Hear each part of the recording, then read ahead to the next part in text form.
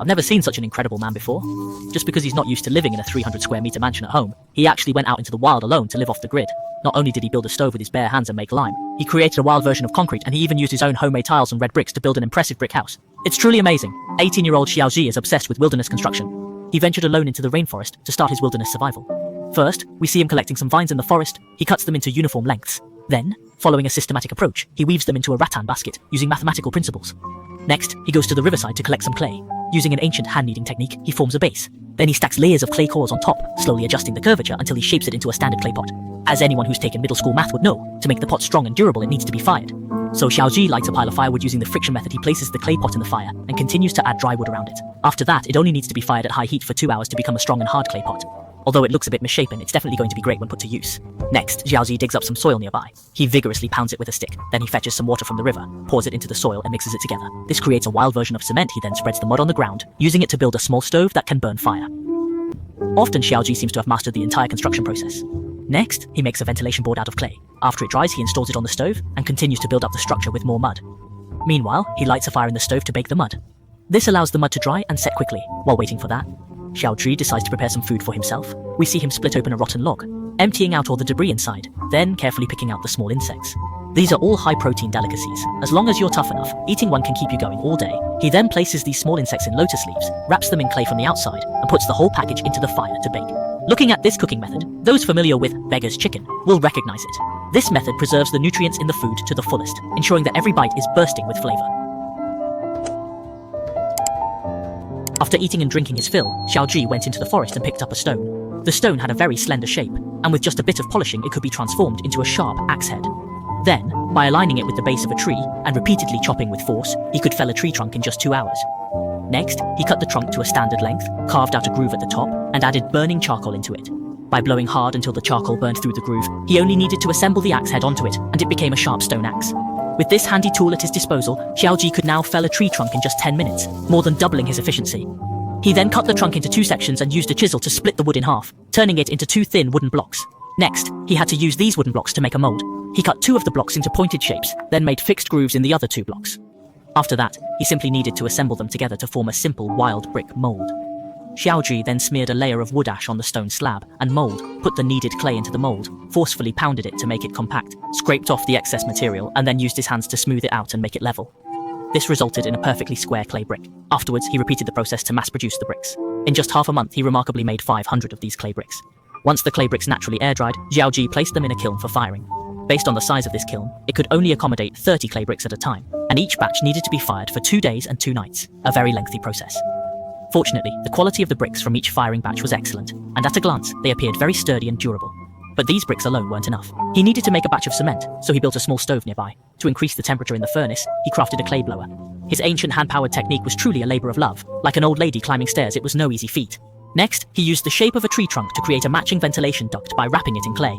He then cut a section of banana leaf, placed it at the top of a branch, and secured it with rope. This created a small fan that could rotate. He then attached the blower to the fan and connected it to the ventilation duct. He installed a support above the fan and added an extendable handle. This allowed him to provide ample oxygen to the stove, keeping the fire burning strong inside.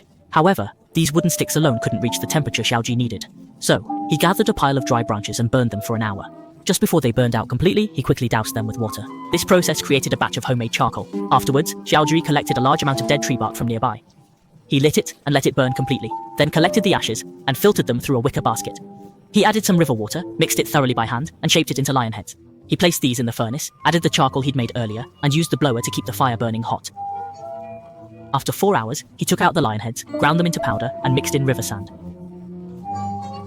The result was a batch of rustic, homemade cement. Now that everything is ready, we can start building the house.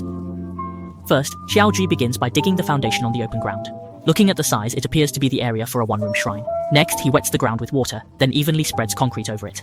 After that, he can lay stone slabs on top.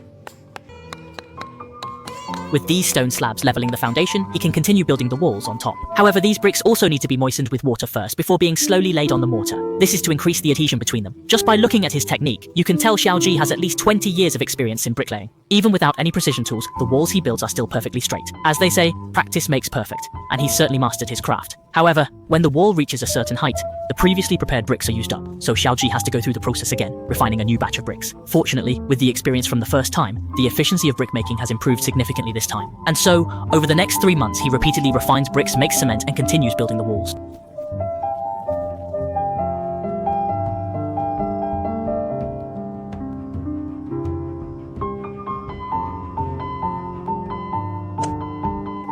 After finishing the wall, Xiaoji immediately started building his bed. He first built a wall in the corner, then he poured a large amount of yellow soil in the middle. He tamped it down with his feet. Next, he continued to stack 2 layers of bricks in the middle and on both sides. He then filled the gaps on both sides with yellow soil, but he left the gap in the middle open for now. By covering it with a layer of stone slabs, a sealed ventilation duct would be formed underneath. The duct extends all the way to the corner at the head of the bed, because Xiaoji plans to build a fireplace there and connect it. Later, he'll only need to light a fire inside, to provide heat for the entire bed, so Mom won't have to worry about him getting cold anymore. The top layer of the bed also needs to be covered with yellow soil to ensure no one can see the hidden mechanism inside. And finally, the most important part is that he must build a matching large chimney outside the wall. After all, only by venting all the smoke outside can he ensure he'll wake up normally the next day. Afterwards, Xiaoji lit a fire in the fireplace to test. The smoke exhaust effect was indeed excellent. And once he finished this step, the next task was to work on the roof. He first went to the forest to collect a large number of logs. Then, using wild concrete, he fixed them on the roof one by one as support. However, to make it effectively block wind and rain, he needed to lay a layer of tiles on top. So next, Xiaoji had to start making tiles by hand. First, he broke bamboo pieces and folded them in half to form a square tile mold. Then he put a lump of clay into it, kneading and adjusting it repeatedly until it filled the entire mold. Afterwards, he smoothed the surface with his hand and placed it near the fire to dry, to make later installation and fixing easier. Xiaoji also poked a small hole in each tile beforehand. After all these tiles were completely dry, they also needed to be fired at high temperature in the kiln. It would take a day and a night for these tiles to become very hard. Once all the tiles were fired, the next step was to make rope to secure the tiles. Xiaoji took some plantain bark. He beat it vigorously with a wooden stick to soften it, then immediately washed it in water. He repeated this beating and washing process until the bark was completely fibrous. Then he hung them under the sun to dry for a whole week. After that, he could weave them into ropes. Next, he took out the previously fired tiles, threaded the rope through the holes, and fixed them to the crossbeams. After repeating this process, he could lay all the tiles on the roof one by one. However, for the corner areas, Xiaoji needed to cut the tiles. This ensured the entire roof was tightly sealed. For the joints on the roof, Xiaoji needed to make a batch of curved tiles separately. He first made the tile molds, then put them in pre-dug pits to dry. This would give them a slightly curved shape. After firing these at high temperatures as well, he could lay them on the roof.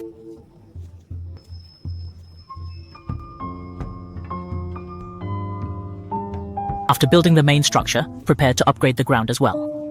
He first mixed a batch of mud and spread it on the ground, then laid fired red bricks on top to create a clean and tidy floor.